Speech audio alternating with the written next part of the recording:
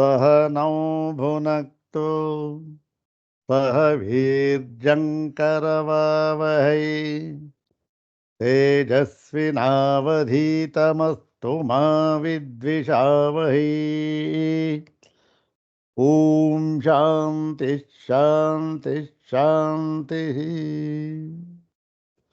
ॐ नारायणं पद्मभुवं वसिष्ठं शक्तिं च तत्पुत्रपराशरं च व्यासं शुकं गौडपदं महान्तं गोविन्दयोगीन्द्रमथस्य शिष्यं श्रीशङ्कराचार्यमथस्य पद्मपादं च हस्तामलकं च शिष्यम् तं तोटकं वार्तिककारमन्यान् अस्मद्गुरून् सन्ततमानतोऽस्मि। शङ्करं शङ्कराचार्यं केशवं बादरायणं सूत्रभाष्यकृतौ वन्दे भगवन्तौ पुनः पुनः। श्रुतिस्मृतिपुराणानाम् आलयं करुणालयं नमामि भगवत्पादं शङ्करं लोकशङ्करं।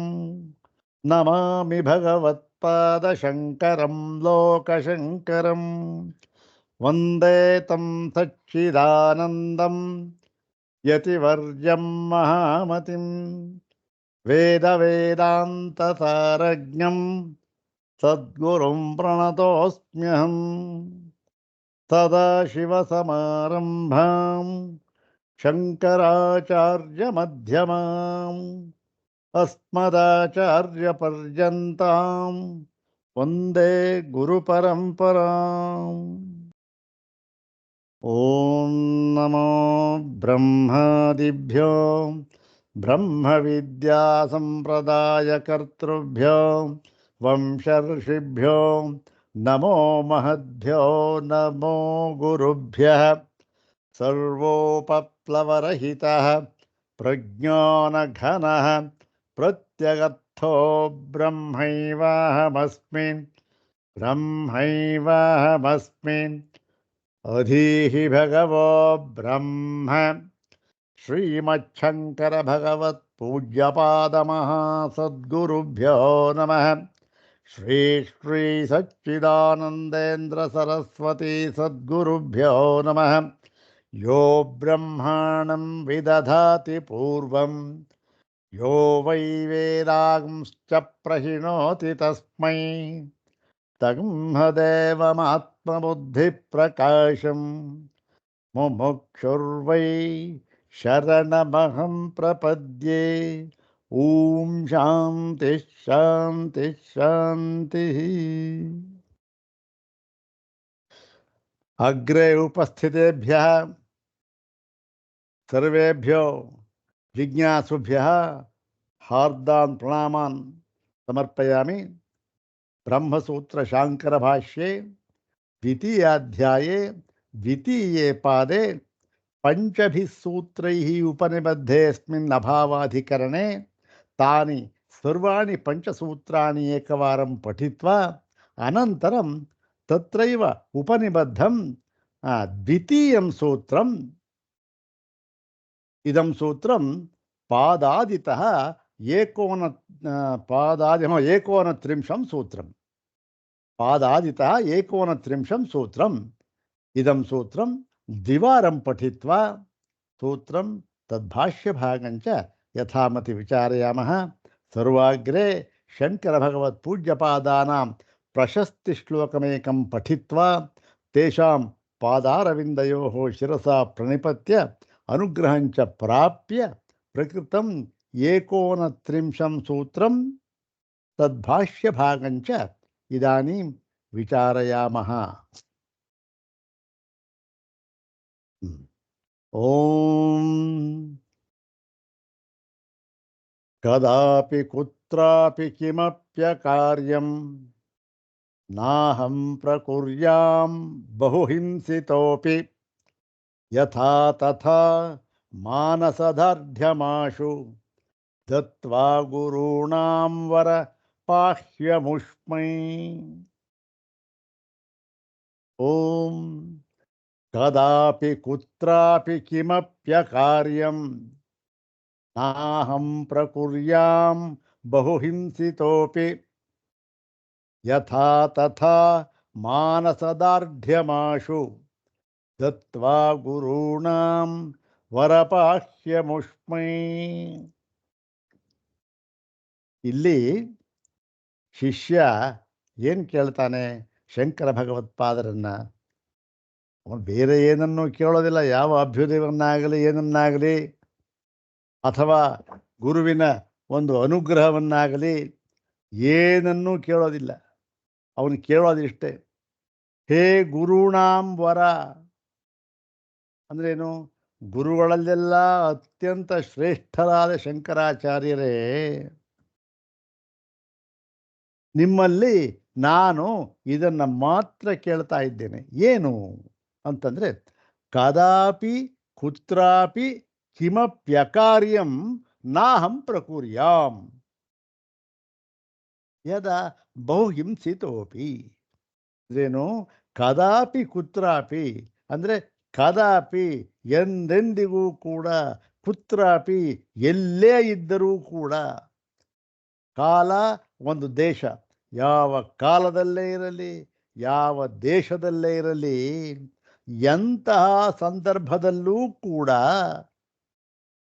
ಮತ್ತೆ ಅಷ್ಟೇ ಅಲ್ಲ, ಎಂತಹ ಸಂದರ್ಭದಲ್ಲಿ ಬಹು ಹಿಂಸಿತೋಪಿ, ಎಷ್ಟೇ ಕಷ್ಟಕ್ಕೊಳಗಾದರೂ ಕೂಡ, ನನಗೆ ಎಷ್ಟೇ ಕಷ್ಟ ಬರಲಿ, ಏನೇ ಆಗಲಿ, ಇಷ್ಟೆಲ್ಲ ಆದರೂ ಕೂಡ ಏನು ನಿಮ್ಮಲ್ಲಿ ಕೇಳ್ಕೊಳ್ಳೋದು ಇಷ್ಟೇ ಶಂಕರ ಭಗವತ್ಪಾದರೆ, ಇಷ್ಟೇ ನಾನು ನಿಮ್ಗೆ ಕೇಳ್ಕೊಳ್ಳೋದು. ಏನಂತ?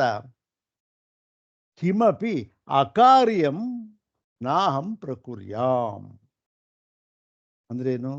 ನಾನು ಅಕಾರ್ಯಂ. ಅಕಾರ್ಯಂ ಅಂತಂದರೆ ಈ ಒಂದು ಕಾರ್ಯವನ್ನು ಮಾಡದೇ ಇರತಕ್ಕಂಥದ್ದು. ಕಾರ್ಯ ಅಂದ್ರೇನು? ಯಾವುದು ನಾನು ಪ್ರತಿದಿನ ಮಾಡ್ತಾ ಇದ್ದೇನೋ ಅದು. ಏನು ನಾವು ಮಾಡ್ತಾ ಇರೋದು ಇವಾಗ? ಭಾಷ್ಯಾಧ್ಯಯನವನ್ನು ಮಾಡ್ತಾ ಇದ್ದೇವೆ, ಹೌದು ತಾನೆ? ಈ ಭಾಷ್ಯಾಧ್ಯಯನವನ್ನು ನಾನು ಎಷ್ಟೇ ಕಷ್ಟಕ್ಕೊಳಗಾದರೂ, ಎಲ್ಲೇ ಇರಲಿ, ಯಾವುದೇ ಸಂದರ್ಭದಲ್ಲಿರಲಿ, ಬಿಡದಿರುವ ಹಾಗೆ, ಭಾಷ್ಯಾಧ್ಯಯನವನ್ನು ಬಿಡದಿರುವ ಹಾಗೆ, ಮಾನಸದಾರ್ಢ್ಯಂ, ನನ್ನ ಮನಸ್ಸನ್ನು, ಮನೋದಾರ್ಢ್ಯವನ್ನು ಆಶುದತ್ವ, ನನಗೆ ಶೀಘ್ರದಲ್ಲಿ ಈಗಲೇ ಉಂಟು ಮಾಡಿ, ಪಾಹಿ, ನನ್ನನ್ನು ಕರುಣಿಸು ಅಂತಕ್ಕಂಥದ್ದು ಈ ಶಿಷ್ಯನ ಪ್ರಾರ್ಥನೆ. ಎಲ್ಲೇ ಇರಲಿ, ಹೇಗೆ ಇರಲಿ, ನಾನು ಈ ಭಾಷ್ಯಾಧ್ಯಯನವನ್ನು ಬಿಡದಿರುವಂತಾಗಲಿ. ಅದಕ್ಕೆ ತಕ್ಕ ಒಂದು ಮನಸ್ಥೈರ್ಯವನ್ನು ನನಗೆ ನೀವು ಕರುಣಿಸಬೇಕು, ಕರುಣಿಸಿ ಕಾಪಾಡಬೇಕು. ಅಷ್ಟೇ ನಾನು ಕೇಳ್ಕೊಳ್ತಕ್ಕಂಥದ್ದು ಅಂತ ಬಹು ಸುಂದರವಾದ ಒಂದು ಶ್ಲೋಕ. ಇನ್ನೊಂದು ಸಲ ಹೇಳ್ಕೊಡ. ಓಂ ಕದಾಪಿ ಕುತ್ರಾಪಿ ಕಿಮಪ್ಯಕಾರ್ಯಂ ನಾಹಂ ಪ್ರಕುರ್ಯಾಂ ಬಹುಹಿಂಸಿತೋಪಿ ಯಥಾ ತಥಾ ಮಾನಸದಾರ್ಢ್ಯಮಾಶು ದತ್ವಾ ಗುರುಣಾಂ ವರಪಾಹ್ಯಮುಷ್ಮೈ ಅಂತಕ್ಕಂಥ. ಈಗ ಪ್ರಕೃತ ಭಾಷ್ಯ ಭಾಗ ಇದೆ, ಅದನ್ನು ಒಂದು ಸಾರಿ ಈ ಎಲ್ಲವನ್ನೂ ಕೂಡ ಪಾರಾಯಣ ಮಾಡಿ ನಂತರ ಕೆಲವು ವಿಚಾರಗಳನ್ನು ಹೇಳಬೇಕಾಗಿದೆ, ಹೇಳ್ತೀನಿ.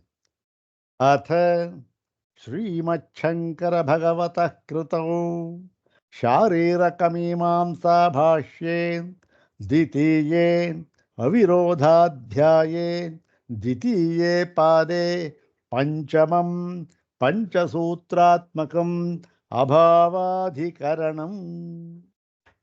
ಓಂ ನಾಭಾವ ಉಪಲಬ್ಧೇ ಓಂ ವೈಧರ್ಮ್ಯಾಚ್ಚ ನ ಸ್ವಪ್ನಾದಿವತ್ ಓಂ ನ ಭಾವೋನುಪಲಬ್ಧೇ ಓಂ ಕ್ಷಣಿಕತ್ವಾಚ್ಚ ಓಂ ಸರ್ವಥಾನುಪಪತ್ತೇಶ್ಚ. ಇದು ಆ 5 ಸೂತ್ರಗಳು. ಪ್ರಕೃತ ನಾವು ಈಗ ಅಧ್ಯಯನ ಮಾಡಬೇಕಾಗಿರತಕ್ಕಂತಹ ಸೂತ್ರ ಈ ಅಧಿಕರಣದಲ್ಲಿ, ಅಭಾವ ಅಧಿಕರಣದಲ್ಲಿ ಎರಡನೆಯ ಸೂತ್ರ. ಓಂ ವೈಧರ್ಮ್ಯಾಚ್ಚ ನ ಸ್ವಪ್ನಾದಿವತ್, ಓಂ ವೈಧರ್ಮ್ಯಾಚ್ಚ ನ ಸ್ವಪ್ನಾದಿವತ್ ಅಂತಕ್ಕಂಥದ್ದು. ಇದರ ಒಂದು ಪದವಿಭಾಗ ಅನ್ವಯ ಆಗಿತ್ತು ಅಂತ ಕಾಣುತ್ತೆ. ತುಂಬ ದಿವಸವಾದ್ದರಿಂದ ಇನ್ನೊಂದು ಸರಿ ನೋಡಿ ಆ ಮುಂದಿನ ಭಾಗವನ್ನು ನೋಡೋಣ. ವೈಧರ್ಮ್ಯಾಚನ ಸ್ವಪ್ನಾದಿವತ್, ಇದರ ಅನ್ವಯ ಹೇಗಾಗುತ್ತೆ?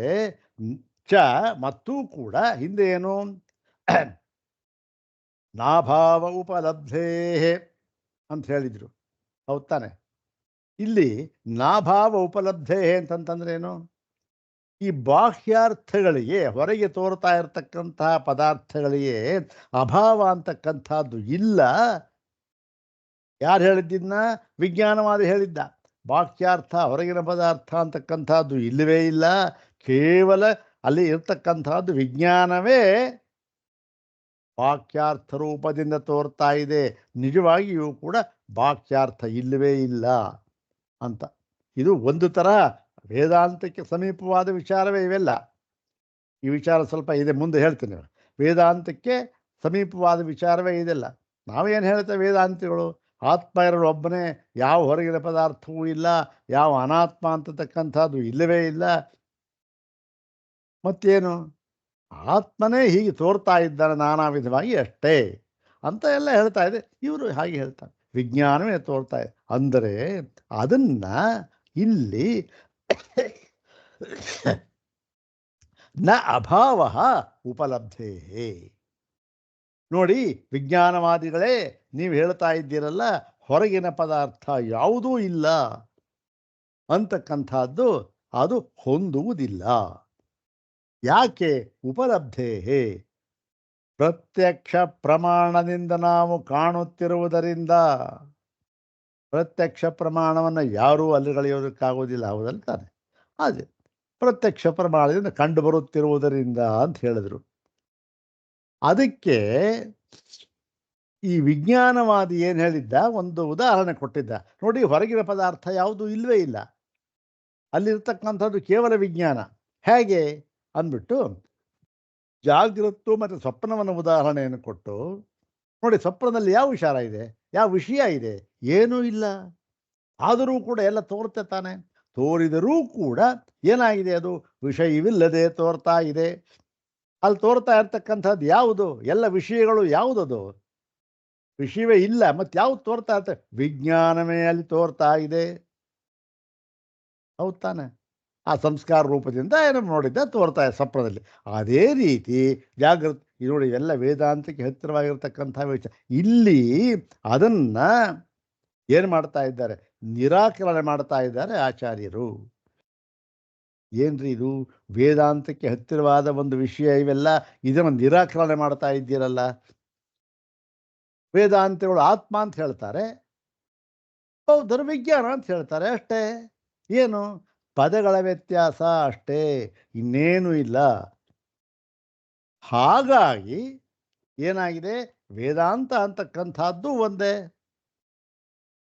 ಮತ್ತೆ ಈ ಬೌದ್ಧ ದರ್ಶನ ಅಂತಕ್ಕಂಥದ್ದು ಒಂದೇ ಅಂತ ತೀರ್ಮಾನಕ್ಕೆ ಬರ. ಹೌದು ತಾನೆ? ಇದು ನೋಡೋರಿಗೆ ಗೊತ್ತಾಗುತ್ತೆ, ಏನು ತಪ್ಪೇದಿಲ್ಲ ಅದರಲ್ಲಿ. ಯಾವುದಕ್ಕೆ ವಿಜ್ಞಾನ ಅಂತ ಹೇಳ್ತಾರೆ, ನೀವು ಹೇಳ್ತಾ ಇದ್ದೀರಿ ಆತ್ಮ ಅಂತ ಹೇಳ್ತಾ ಇದ್ದೀರಿ. ಏನು ವ್ಯತ್ಯಾಸ ಆಯಿತು? ಅವ್ರು ಹೇಳೋದು ಒಂದೇ, ವಿಷಯ ಯಾವುದೂ ಇಲ್ಲ, ಕೇವಲ ಆಭಾಸ ಮಾತ್ರ. ನೀವು ಹೇಳೋದು ಅದೇನೆ, ವಿಷಯ ಯಾವುದೂ ಇಲ್ಲ, ಆಭಾಸ ಮಾತ್ರ. ನೀವು ಹೇಳ್ತಾ ಇದ್ದೀರಿ ಎಲ್ಲ ಕೇವಲ ಆತ್ಮ ಸ್ವರೂಪವೇ ಅಂತಂತ, ಅವ್ರು ಕೇವಲ ವಿಜ್ಞಾನ ಸ್ವರೂಪ ಅಂತ ಅವ್ರು ಹೇಳ್ತಾರೆ, ಅಷ್ಟೇ. ಹಾಗಾಗೇನು? ಎರಡೂ ಒಂದೇ ಅಂತ ಹೇಳಿದ್ರೆ, ಇಲ್ಲಿ ಈ ಒಂದು ವಿಚಾರವನ್ನು ಇಲ್ಲಿ ಶಂಕರ ಭಗವತ್ಪಾದರು ಅಲ್ಲುಗಳೀತಾ ಇದ್ದಾರೆ. ಯಾತಕ್ಕೆ ಅಲ್ಲುಗಳೀತಾ ಇದ್ದಾರೆ? ಏನ್ರಿ, ಅವರೇ ಹೇಳಿದ್ರು ಹಿಂದೆ ಎಲ್ಲ, ವಿಷಯ ಯಾವುದೂ ಇಲ್ಲ, ಹೊರಗಿನ ವಿಷಯ ಅದು ಎಲ್ಲ ಹೇಳಿದ್ರು, ಎಲ್ಲ ಆತ್ಮದೇ ಇರ್ತಕ್ಕಂಥದ್ದು, ಅನಾತ್ಮ ವಸ್ತು ಅಂತಕ್ಕಂಥದ್ದು ಇಲ್ಲವೇ ಇಲ್ಲ, ಏಕಮೇವ ದ್ವಿತೀಯವಾದ ಬ್ರಹ್ಮ ಒಂದೇ ಇರತಕ್ಕಂಥದ್ದು ಅಂತ ಹೇಳಿ, ಇಲ್ಲಿ ಈ ಅಭಾವ ಅಂತಕ್ಕಂಥದ್ದು ಇಲ್ಲೇ ಇಲ್ಲ, ಹೊರಗಿನ ಪದಾರ್ಥ ಇದ್ದೇ ಇದೆ ಅಂತ ಹೇಳ್ತಾ ಇದ್ದೀರಲ್ಲ ಸ್ವಾಮಿ ಈಗ. ಅಂದರೆ ಯಾತಕ್ಕೆ ಹೇಳ್ತಾ ಇದ್ದಾರೆ ಗೊತ್ತೇ? ಈ ಹಿಂದೆ ವಿಚಾರ ಬಂದಿತ್ತಲ್ಲ, ಈ ಬೌದ್ಧ ದರ್ಶನ ಮತ್ತು ವೇದಾಂತ ದರ್ಶನ ಎರಡೂ ಒಂದೇ ಎಂಬತಕ್ಕಂತಹ ಭ್ರಮೆಯು ತೊಲಗಲಿ ಎನ್ನುವ ಉದ್ದೇಶದಿಂದ ಇಲ್ಲಿ ಬೌದ್ಧರಿಗಾಗಿ ಇದನ್ನು ಹೇಳ್ತಾ ಇದ್ದಾರೆ ಅಷ್ಟೇ ಹೊರತು ಇದು ನಿಜವಾಗಿಯೂ ಕೂಡ ಈ ಒಂದು ಶಂಕರ ವೇದಾಂತಗಳ ಒಂದು ಈ ಸಿದ್ಧಾಂತವೇನಲ್ಲ. ಇದು ಈ ಪ್ರಾಸಂಗಿಕ ಸಿದ್ಧಾಂತ ಇದು. ಯಾಕೆ ಈ ಒಂದು ಬೌದ್ಧ ದರ್ಶನಕ್ಕೂ ಮತ್ತು ವೇದಾಂತ ದರ್ಶನಕ್ಕೂ ಇರತಕ್ಕಂತಹ ವೈಲಕ್ಷಣ್ಯವನ್ನು ತೋರಿಸುವುದಕ್ಕೋಸ್ಕರ ಆ ಬೌದ್ಧ ಬೌದ್ಧ ದರ್ಶನದ ಒಂದು ಸಿದ್ಧಾಂತ ಇದೆಯಲ್ಲ, ಎಲ್ಲವೂ ವಿಜ್ಞಾನ ಅಂತಕ್ಕಂಥದ್ದು, ಅದನ್ನು ನಿರಾಕರಣೆ ಮಾಡ್ತಾ ಇದ್ದಾರೆ. ಯಾತಕ್ಕೆ ನಿರಾಕರಣೆ ಮಾಡ್ತಾ ಇದ್ದಾರೆ? ವಿಜ್ಞಾನ ಅಲ್ಲ, ಮನಸ್ಸಲ್ವೇ ಅಲ್ಲ. ಮನಸ್ಸಿಗಿಂತಲೂ ಮಿಗಿಲಾದದ್ದು ಇನ್ನೊಂದಿದೆ. ಮನಸ್ಸು ಕೂಡ ಚಿತ್ತ ದೃಶ್ಯವೇ ಆಗಿದೆ. ಮನಸ್ಸು ಕೂಡ ದೃಶ್ಯವೇ. ಅದು ಇಂಡಿವಿಜುವಲ್ ಎಂಟಿಟಿ ಅಲ್ಲ, ಸ್ವತಂತ್ರವಾದ ತತ್ವವಲ್ಲ ಅಂತಕ್ಕಂಥದ್ದನ್ನು ಸಾಧಿಸುವುದಕ್ಕೋಸ್ಕರ ಇಲ್ಲಿ ಈ ಒಂದು ವಿಜ್ಞಾನವಾದ ಹೇಳ್ತಾ ಇದ್ದಾರಲ್ಲ, ಅದನ್ನು ನಿರಾಕರಣೆ ಮಾಡ್ತಾ ಇದ್ದಾರೆ ಶಂಕರ ಭಗವತ್ಪಾದ ಅಷ್ಟೇ. ನಿಜವಾಗಿ ಏನು ಇದು ಸಿದ್ಧಾಂತ, ವೇದಾಂತ ಸಿದ್ಧಾಂತವೇ. ಆದರೆ ಕೇವಲ ವಿಜ್ಞಾನವೇ ಅಲ್ಲ, ವಿಜ್ಞಾನವೂ ಕೂಡ ಏನಾಗಿದೆ, ಅದು ಕೂಡ ದೃಶ್ಯವೇ ಆಗಿದೆ ಅಷ್ಟೇ ಹೊರತು ದೃಕ್ಕಲ್ಲ. ಅಂತ ಸಾಧನೆ ಮಾಡುವುದಕ್ಕೋಸ್ಕರ ಇಲ್ಲಿ ನಿರಾಕರಣೆ ಮಾಡ್ತಾ ಇದ್ದಾರೆ. ದೃಕ್ ಯಾವುದು? ದೃಕ್ ಹೇಳ್ತೀವಿ, ಅದನ್ನು ಬೇರೆ ಹೇಳ್ತೀವಿ. ಆಮೇಲೆ ದೃಕ್ ಅಂತದ್ದ ಆತ್ಮಸ್ವರೂಪ. ಅದನ್ನು ಹೀಗೆ ಎರಡಕ್ಕೂ ಕೂಡ ವೈಲಕ್ಷಣ್ಯವನ್ನು ಸ್ಪಷ್ಟವಾಗಿ ತೋರಿಸಿದ್ದಾರೆ ಆಚಾರ್ಯರು. ಇದನ್ನು ಗೌಡಪಾದರು ಕೂಡ ಅತ್ಯ ಸ್ಪಷ್ಟವಾಗಿ ಹೇಳಿದ್ದಾರೆ. ನಾವು ಅದನ್ನು ಅಧ್ಯಯನ ಮಾಡ್ತಾ ಇದ್ದೇವೆ. ಚಿತ್ತ ದೃಶ್ಯ ಎಲ್ಲ ಚಿತ್ತನೂ ಅಷ್ಟೇ ಯಾರು, ಅದು ಕೂಡ ಹೊರಗಿನ ದೃಶ್ಯದಂತೆ ಚಿತ್ತವೂ ಕೂಡ ದೃಶ್ಯವೇ ಆಗಿದೆ, ದೃಶ್ಯಕ್ಕಿಂತ ಬೇರೆ ಅಲ್ಲ. ಅದರ ಹಿಂದಿನ ದೃಕ್ ಯಾವುದು ಅಂತಕ್ಕಂಥದ್ದೇ ಅದೇ ಆತ್ಮಸ್ವರೂಪ ಅಂತ ಅಲ್ಲಿ ಅದನ್ನು ಹೇಳಿ. ಇದನ್ನು ಈ ಸರಿಯಾಗಿ ಕೆಲವರು ಏನು ಮಾಡ್ತಾರೆ, ಇಲ್ಲ ಕಣ್ರಿ, ಬೌದ್ಧ ದರ್ಶನವೇ ವೇದಾಂತ ದರ್ಶನ, ಶಂಕರರಿಗೂ ಬುದ್ಧನಿಗೂ ಏನು ವ್ಯತ್ಯಾಸವಿಲ್ಲ, ತಾತ್ವಿಕವಾಗಿ ಏನೂ ವ್ಯತ್ಯಾಸ ಇಲ್ಲ. ಬೇರೆ ವಿಚಾರದಲ್ಲಿ ಇರ್ಬೋದು, ಶಂಕರಾಚಾರ್ಯ ಮಠ ಸ್ಥಾಪನೆ ಮಾಡಿದ್ರು, ಅವನ ಮಠ ಸ್ಥಾಪನೆ ಮಾಡಲೇ ಅದೆಲ್ಲ ಬೇಡವಿಲ್ಲ. ತಾತ್ವಿಕವಾಗಿ ಇಬ್ಬರಿಗೂ ಕೂಡ ಏನೂ ವ್ಯತ್ಯಾಸವಿಲ್ಲ. ಇದನ್ನ ಯಾರೋ ನಮ್ಮಂಥವ್ರು ಹೇಳ್ತಾ ಇಲ್ಲ. ಎಕ್ಕಷ್ಟು ಮನುಷ್ಯರು ಎಂಥವ್ರು ಹೇಳಿದ್ರು, ದೊಡ್ಡ ದೊಡ್ಡ ದಾರ್ಶನಿಕರು, ಮಧ್ವಾದಿ ದಾರ್ಶನಿಕರು ಹೇಳಿದ್ರು.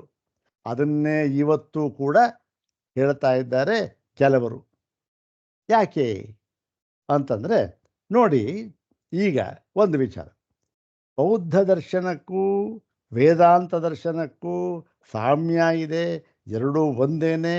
ಶಂಕರ ಬುದ್ಧ ಇವರಿಬ್ಬರಲ್ಲಿ ತಾತ್ವಿಕವಾದ ಯಾವ ಭೇದವೂ ಇಲ್ಲ ಅಂತ ಹೇಳುವವರು ಬೌದ್ಧ ದರ್ಶನದಲ್ಲಿ ಇರತಕ್ಕಂತಹ ಪ್ರಭೇದಗಳಲ್ಲಿ ಯಾವುದನ್ನು ಇಟ್ಕೊಂಡಿದ್ದಾರೆ, ಯಾವುದನ್ನು ಹೇಳ್ತಾ ಇದ್ದಾರೆ, ಅದನ್ನು ಮುಖ್ಯ ತಾನೆ.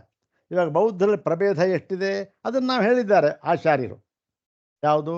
ಬಾಹ್ಯಾರ್ಥವಾದ, ವಿಜ್ಞಾನವಾದ, ಶೂನ್ಯವಾದ. ಈ ಬಾಹ್ಯಾರ್ಥವಾದದಲ್ಲಿ ಅದರ ಒಂದು ಅವಾಂತರ ಭೇದ ಯಾವುದು? ವೈಭಾಷಿಕರು. ಅಲ್ಲಿಗೇನಾಯಿತು? 4 ಆಯಿತು. ಹೌದು ತಾನೆ?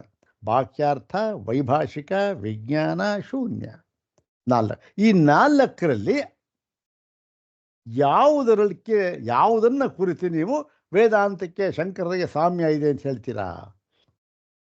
ಬಾಹ್ಯಾರ್ಥದಲ್ಲಿ ಸಾಮ್ಯ ಇದೆ ಅಂತ ಹೇಳೋಕ್ಕಾಗೋದಿಲ್ಲ. ಯಾಕೆ? ಶಂಕರ ಭಗವತ್ವ ಪೂರ್ಣವಾಗಿ ಏಕಮೇವಾದ್ವಿತೀಯವಾದ ಪರಬ್ರಹ್ಮ ತತ್ವವನ್ನು ಪ್ರತಿಪಾದಿಸಿದವರು. ಹೌದು ತಾನೆ? ಹೊರಗಿನ ಪದಾರ್ಥ ಎಲ್ಲ ಸತ್ಯ ಅಂತ ಹೇಳ್ತಕ್ಕಂಥದ್ದು ಅವರಿಗೆ ಪೂರ್ಣವಾಗಿ ವೈಲಕ್ಷಣ್ಯ ಕಾಣ್ತಾ ಇದೆ. ಯಾರಿಗೆ? ಬಾಹ್ಯಾರ್ಥವಾದಿಗಳಿಗೂ ಮತ್ತು ಶಂಕರರಿಗೂ ಕೂಡ. ಯಾಕೆ? ಅವರೆಲ್ಲ ಏಕಮೇವಾದ್ವಿತೀಯವಾದ ಪರಬ್ರಹ್ಮ ತತ್ವವನ್ನು ಸ್ಥಾಪನೆ ಮಾಡ್ತಕ್ಕಂಥ ಅದರ ದೃಢೀಕರಿಸಿ ತೋರಿಸ್ತಿರ್ತಕ್ಕಂಥ ಅವರು. ಹೌದು ತಾನೆ? ಬಾಹ್ಯಾರ್ಥವಾದಿಗಳು ಎಲ್ಲ ಇದೆ ಅಂತ ಹೇಳ್ತಕ್ಕಂಥವ್ರು, ಇವ್ರಿಗೂ ಅವ್ರಿಗೂ ವಿರೋಧ ಹೊಂದೋದಿಲ್ಲ. ಇನ್ನು ಉಳಿದಿರ್ತಕ್ಕಂಥದ್ದು ಯಾವುದು? ಈ ಬಾಹ್ಯಾರ್ಥವಾದಿಗಳು ಮತ್ತು ವೈಭಾಷಿಕರನ್ನು ಈ ಎರಡು ಸೇರಿಸ್ಬಿಟ್ಟು ಅವ್ರನ್ನ ಈ ಹೀನಯಾನ ಗುಂಪಿನವರು ಅಂತ ಹೇಳ್ತಾರೆ. ಇನ್ನು ಮುಂದಿನವರು ಯಾರು? ವಿಜ್ಞಾನವಾದಿಗಳು, ಶೂನ್ಯ. ಇವರಲ್ಲಿ ಸಾಮ್ಯ ಇದೆ ಅಂತ ಹೇಳೋಣವೇ ಅಂತ ಹೇಳಿದ್ರೆ, ಈ ಒಂದು ಭಾಷ್ಯ ಭಾಗ ಇದನ್ನು ನಾವು ನೋಡ್ತಾ ಇದ್ದರೆ ಏನಾಗುತ್ತೆ, ಯಾವುದನ್ನ ಬುದ್ಧ ಅಥವಾ ಬೌದ್ಧರು ಮನಸ್ಸು ಮನಸ್ಸು ವಿಜ್ಞಾನ ವಿಜ್ಞಾನ ಅಂತ ಹೇಳ್ತಾ ಇದ್ದಾರೋ ಅದೇ ಸರ್ವಸ್ವ, ಅದೇ ಇರ್ತಕ್ಕಂಥದ್ದು, ಅದೇ ಅಂತ ಹೇಳ್ತಾ ಇದ್ದಾರೋ ಅದನ್ನ ಎಲ್ಲಿ ವೇದಾಂತದಲ್ಲಿ ಪರಿಗಣಿಸಿಲ್ಲ. ಯಾಕೆ? ಅದು ಕೂಡ ಅನಾತ್ಮ ವಸ್ತುವೇ ಆಗಿದೆ. ಇದು ತತ್ವ. ಹೌದ್ ತಾನೆ? ಎಲ್ಲಿ ಗೊತ್ತಾಗುತ್ತಿದ್ದು? ನೋಡಿ, ಕೇನೋಪನಿಷತ್ತಿನಲ್ಲಿ ಪ್ರಶ್ನೆ ಮಾಡ್ತಾರೆ. ಕೇನೇಷಿತಂ ಪತತಿ ಪ್ರೇಷಿತಂ ಮನಃ ಅಂತ. ಮನಸ್ಸು ವಿಜ್ಞಾನ ಇದು ಕೇನೇಷಿತಂ ಈ ಮನಸ್ಸು ಅಂತಕ್ಕಂಥದ್ದು ಯಾರಿಂದ ಪ್ರೇರಿತವಾಗಿ ಇದು ವ್ಯಾಪಾರ ಮಾಡ್ತಾ ಇದೆ ಅಂತ ಪ್ರಶ್ನೆ ಮಾಡ್ತಾನೆ ಶಿಷ್ಯ. ಹಾಗಿದ್ದ ಮೇಲೆ ಈ ಮನಸ್ಸು ಯಾರಿಂದ ಪ್ರೇರಿತವಾಗಿ ವ್ಯಾಪಾರ ಮಾಡ್ತಾ ಇದೆ ಅಂತನ್ಬೇಕಾದ್ರೆ ಈ ಮನಸ್ಸನ್ನೂ ಕೂಡ ಪ್ರೇರೇಪಿಸುತ್ತಿರುವ ಇನ್ನೊಂದು ತತ್ವ ಇದೆ ಅಂತ ಗೊತ್ತಾಯ್ತಾನೆ. ಅದು ಯಾವುದು ಅಂತ ಗೊತ್ತಿಲ್ಲ, ಅವನು ಕೇಳ್ತಾ ಇದ್ದಾನೆ ಯಾವುದು ಅಂತಂತ. ಗೊತ್ತು, ಒಂದು ತತ್ವ ಇದೆ ಅಂತ ಗೊತ್ತು. ಹೀಗಾಗಿ ಉಪನಿಷತ್ತುಗಳಿಂದಲೂ ಕೂಡ ಸ್ಪಷ್ಟವಾಗಿ ಈ ಮನಸ್ಸಿಗೂ ಕೂಡ ಯಾವುದು ಮನಸ್ಸು ಅಂತಕ್ಕಂಥದ್ದರ ಒಂದು ವಿಭಾಗವೇ, ಯಾವುದು ಅತ್ಯಂತ ಸೂಕ್ಷ್ಮವಾದ ವಿಭಾಗವೇ ಬುದ್ಧಿ ಅಂತಕ್ಕಂಥದ್ದು, ಅದೇ ಅರಿವು. ಹೌದು ತಾನೆ? ಮನಸ್ಸು ಬುದ್ಧಿ ಚಿತ್ತ ಅಹಂಕಾರ, ಮನಸ್ಸು ಚಿತ್ತ ಅಹಂಕಾರ ಬುದ್ಧಿ. ಬುದ್ಧಿ ಕೊನೆಯದು, ಮನಸ್ಸಿನ ಒಂದು ಕಟ್ಟ ಕಡೆಯ ವಿಕಾಸ ಅದು. ಹೌದು ತಾನೆ? ಆದ್ದರಿಂದ ಇಲ್ಲಿ ಕೇಳ್ತಾನೆ ಮನಸ್ಸು, ಅಲ್ಲಿ ಮನಸ್ಸನ್ನು ಪ್ರೇರೇಪಿಸ್ತಾ ಇರ್ತಕ್ಕಂಥದ್ದು ಯಾವುದು ಅಂತಂದರೆ ಅದಕ್ಕೆ ಅವನ ಮನಸ್ಸೋ ಮನೋ ಯದ್ವಾಚೋಹ ವಾಚಂ ಕೌ ಪ್ರಾಣಸ್ಯ ಪ್ರಾಣ ಅಂದರೆ ನೋಡಿ, ಮನಸ್ಸಿಗೂ ಮನಸ್ಸಾಗಿರ್ತಕ್ಕಂಥ ಇನ್ನೊಂದು ತತ್ವ ಇದೆ. ಅದನ್ನು ತಿಳಿದರೆ ಅವನಿಗೆ ಆ ಒಂದು ಸಂಸಾರ ಅಂತಕ್ಕಂಥ ಇರೋದಿಲ್ಲ ಅಂತ. ಹೀಗೆ ವಿಜ್ಞಾನಕ್ಕಿಂತಲೂ ಮನಸ್ಸಿಗಿಂತಲೂ ಬೇರೆಯಾದ ಇನ್ನೊಂದು ತತ್ವವಿದೆ ಅಂತ ಹೇಳ್ತಕ್ಕಂತಹ ವೇದಾಂತ ಯಾವ ವಿಧದಲ್ಲಿ ಬೌದ್ಧ ಧರ್ಮಕ್ಕೆ ಸಾಮ್ಯವಾಗುತ್ತೆ, ಸಮಾನವಾಗುತ್ತೆ? ಅಥವಾ ಶಂಕರರು ಬುದ್ಧರು ಹೇಗೆ ಒಂದೇ ತತ್ವವನ್ನು ಹೇಳಿದ್ದಾರೆ, ತಾತ್ವಿಕವಾಗಿ ಭೇದವಿಲ್ಲ ಅಂತ ತೀರ್ಮಾನ ಮಾಡೋದಕ್ಕಾಗುತ್ತೆ? ಅಲ್ಲಿಗೆ ವಿಜ್ಞಾನವಾದನೂ ಹೊಂದೋದಿಲ್ಲ. ಯಾವುದಕ್ಕೆ? ಶಂಕರರು ಮತ್ತು ಬುದ್ಧರು ಇಬ್ಬರು ಕೂಡ ಒಂದೇ ಅಂತ ಹೇಳೋದಕ್ಕೆ ಹೊಂದೋದಿಲ್ಲ. ಇನ್ನು ಇರತಕ್ಕಂಥದ್ದು ಶೂನ್ಯವಾದ.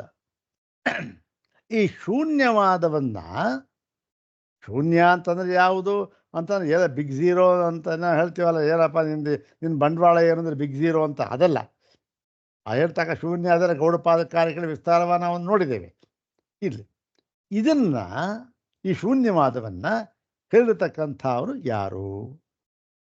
ಅವನು ನಾಗಾರ್ಜುನ ಎಂಬತಕ್ಕಂಥ ಒಬ್ಬ. ಅವನನ್ನೂ ಕೂಡ ಅವನು ಯಾರು ಗೊತ್ತ? ನಾಗಾರ್ಜುನ. ಅವನು ಕೂಡ ಆ ಎರಡನೇ ಬುದ್ಧ ಅಂತ ಹೇಳ್ತಾರೆ ಅವನ್ನ. ಯಾರನ್ನ? ನಾಗಾರ್ಜುನನ್ನ ಎರಡನೇ ಬುದ್ಧ ಅಂತ ಹೇಳ್ತಾರೆ. ಅವನೇನು ಮಾಡ್ದ ನೋಡಿ, ಆ ಬೌದ್ಧರಲ್ಲೇ ಈ ಶೂನ್ಯವಾದಿಗಳು ವಿಜ್ಞಾನವಾದದವರನ್ನೂ ನಿರಾಕರಣೆ ಮಾಡಿದ್ರು, ವಾಕ್ಯಾರ್ಥವಾದವನ್ನು ನಿರಾಕರಣೆ ಮಾಡಿದ್ರು. ಇವರು ಯಾರು? ಇವರು ಬೇರೆಯವರಲ್ಲ, ಬುದ್ಧನೇ. ಅಂದರೆ ಬೌದ್ಧರು ಅಂತ ಹೇಳೋಣ, ಬೌದ್ಧರ ಅನುಯಾಯಿಗಳು. ಅವರೇನೆ ಈ ಎರಡನ್ನೂ ನಿರಾಕರಣೆ ಮಾಡಿದ್ರು. ಹೌದು ತಾನೆ?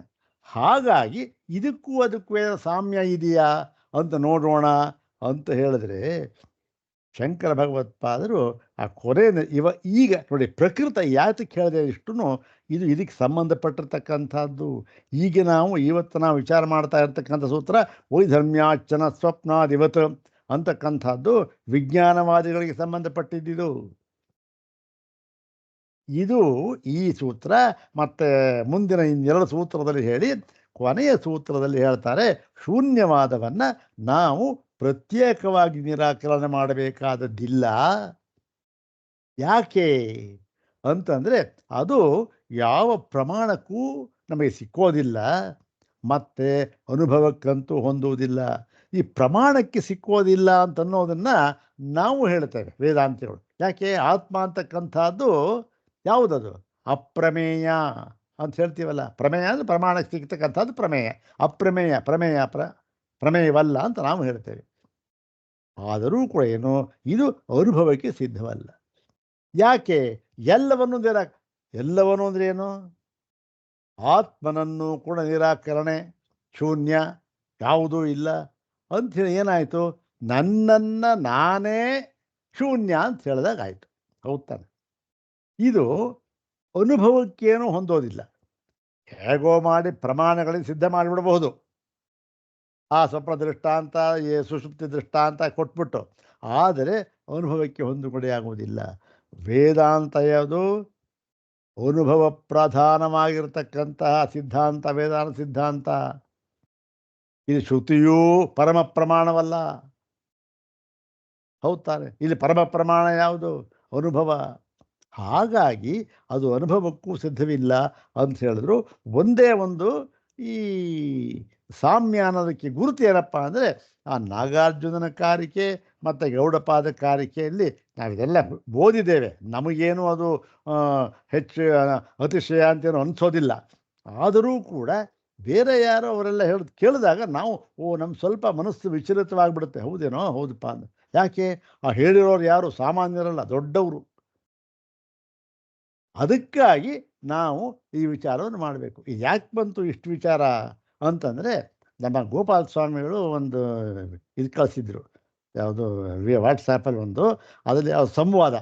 ಒಬ್ಬರು ಹರೀಶ್, ಹರೀಶ್ ಅಂತ ಕಾಣ್ತಾರು, ಮತ್ತು ಇನ್ನೊಬ್ಬರು ಪ್ರಭು ಅಂತಕ್ಕಂಥವರು. ಅವರಿಬ್ಬರು ಸಂವಾದ ಮಾಡಿ ತೀರ್ಮಾನ ಕೊಟ್ಟುಬಿಟ್ರು. ಅವರೆಲ್ಲ ಬಹಳ ದೊಡ್ಡವರಿದ್ದರು, ಡಾಕ್ಟ್ರೇಟ್ಗಳು, ಎರಡೆರಡು ಡಾಕ್ಟ್ರೇಟ್ ತೊಗೊಂಡಿರ್ತಕ್ಕಂಥವ್ರು.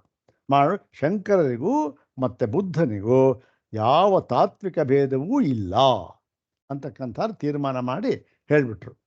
ಆವಾಗ ನಾವು ವಿಚಾರ ಮಾಡ್ತಾ ಇದ್ದೇವಲ್ಲ, ಇದನ್ನು ಹೇಳಬೇಕು ಅಂತ ಅನ್ನಿಸ್ತು. ಇನ್ನೊಂದು ವಿಚಾರ ಏನು, ಈ ತರಹ ವಿಚಾರಗಳನ್ನ ನಾವು ಈ ಕೇಳಬೇಕೇ ಕೇಳಬಾರ್ದೆ? ಈಗ ನೋಡಿ, ಅಲ್ಲಿ ಬಂತಪ್ಪ ಮೊಬೈಲ್, ನೋಡಿದ್ರಿ ನೀವು, ಏನಾಯಿತು? ಶಂಕರರಿಗೂ ಬುದ್ಧನಿಗೂ ಕೂಡ ಯಾವ ತಾತ್ವಿಕ ಭೇದವೂ ಇರುವುದಿಲ್ಲ. ಯಾರು ವಾದ ಮಾಡಿರೋರು, ಯಾರು ಪ್ರಸಿದ್ಧ ವ್ಯಕ್ತಿಗಳು, ಕೇಳಬೇಕೇ ಬೇಡವೆ? ಕೆಲವರು ಹೇಳ್ತಾರೆ, ಕೇಳೋದು ಬೇಡ ಬಿಡ್ರಿ, ಅದನ್ಯಾಕೆ ನಾವು ಕೇಳಬೇಕು, ಬೇಡ ನಾವು ಬೇರೆ ಎಲ್ಲ ಬೇಡ, ಕನ್ಫ್ಯೂಸ್ ಆಗಿಬಿಡುತ್ತೆ ಅಂದರೆ ಅದು ಒಂದು ವಿಧದಲ್ಲಿ ಸರಿ. ಏನೇನೋ ಗೊಂದಲ ಆಗ್ಬಿಡುತ್ತೆ, ಅಲ್ಲಿ ಹೋಗಬೇಕು ಇಲ್ಲೋ ಏನೋ ಒಂದು ಸರಿ, ಒಂದು ವಿಧದಲ್ಲಿ ಸರಿ. ಇನ್ನೊಂದು ವಿಧದಲ್ಲಿ ನೋಡಿ, ನಾನು ಯಾವುದೋ ಒಂದು ನಿರ್ಧಾರಕ್ಕೆ ಬಂದಿದ್ದೇನೆ. ಹೌದು, ಒಂದು ನಿರ್ಧಾರಕ್ಕೆ ಬಂದಿದ್ದೇನೆ ಅಂತ ಇಟ್ಕೊಳ್ಳಿ. ಹೌದು ತಾನೆ? ಅದು ಏನಾದರೂ ಕೂಡ ಬೇರೆಯವರ ವಾದವನ್ನು ಕೇಳಿ, ಅಯ್ಯಯ್ಯೋ ಆ ವಾದ ಕೇಳಿಬಿಟ್ರೆ ನಾನು ನಂಬ್ಕೊಂಡಿದ್ದೀನಲ್ಲಪ್ಪ, ಇದು ಸ್ವಲ್ಪ ಇದು ಗೊಂದಲ ಆಗ್ಬಿಡುತ್ತೆ ಅಂತ ಅನ್ನೋ ಭಾವ ಬಂದರೆ, ನಿಮ್ಮದು ನಿರ್ಧಾರವೇ ಅಲ್ಲ ಅದು. ಹೌದು ತಾನೆ? ಯಾವಾಗ ನಾವು ಒಂದು ನಿರ್ಧಾರ ತಗೋತೀವೋ, ಅದು ಯಾವನೇ ಬಂದರೂ ಏನೇ ವಾದ ಮಾಡಿದರೂ ಕೂಡ ಅದು ನಿಶ್ಚಲವಾಗಿ ನಿಲ್ಲಬೇಕು. ಹೌದು ತಾನೆ? ಹೌದು, ಅವ್ರನ್ನ ಕೇಳಿಬಿಟ್ರೆ ನಮಗೆಲ್ಲಿ ಎಲ್ಲ ಗೊಂದಲ ಆಗ್ಬಿಡುತ್ತೆ, ಅದು ತಗೋಬೇಕೋ ಇದು ತಗೋಬೇಕು ಅಂತ. ಹಾಗೆ ಗೊಂದಲ ಆಗೋದಾದರೆ ನೀವು ಸರಿಯಾಗಿ ತಿಳ್ಕೊಂಡಿಲ್ಲ ಅಂತಾಯಿತು. ಗೊಂದಲ ಆಗಲೇಬಾರದು, ಅವನು ಯಾರು ಹೇಳಿರಲಿ. ಹೌದು ತಾನೆ? ಆ ಒಂದು ಮಟ್ಟದ ಒಂದು ಜ್ಞಾನ ಬರಬೇಕಾದರೆ ಏನು ಮಾಡಬೇಕು? ನಾವು ಇಂಥ ವಿಚಾರಗಳನ್ನು ನಾವು ವಿಚಾರವನ್ನು ಮಾಡ್ತಾ ಇರಬೇಕು. ವಿಚಾರವನ್ನು ಮಾಡದೇ ಇದ್ದರೆ ಏನೂ ಆಗೋದಿಲ್ಲ. ಹೌದು ತಾನೆ? ಹೀಗೆ ಅದಕ್ಕೆ ಈ ವಿಚಾರವನ್ನು ಮಾಡಬೇಕು. ವಿಚಾರದಿಂದಲೇ ಏನು ಎಷ್ಟೋ ನಮಗೆ ಜ್ಞಾನ ವೃದ್ಧಿ ಆಗ್ತಕ್ಕಂಥದ್ದು, ಮತ್ತು ನಿಶ್ಚಯ ಜ್ಞಾನವಾಗತಕ್ಕಂಥದ್ದು. ನನಗೆ ನಿಶ್ಚಯ ಜ್ಞಾನವಾಗಿದೆ. ಒಂದು ವೇಳೆ ಆ ನಿಶ್ಚಯ ಜ್ಞಾನ ಬೇರೆ ಯಾವುದೋ ಇನ್ನೇನೋ ಹೇಳ್ದ ಅದರಿಂದ ವಿಚಲಿತವಾಗುವುದಾದರೆ ನನ್ನದು ನಿಶ್ಚಯ ಜ್ಞಾನವೇ ಅಲ್ಲ. ಹೌದು ತಾನೆ?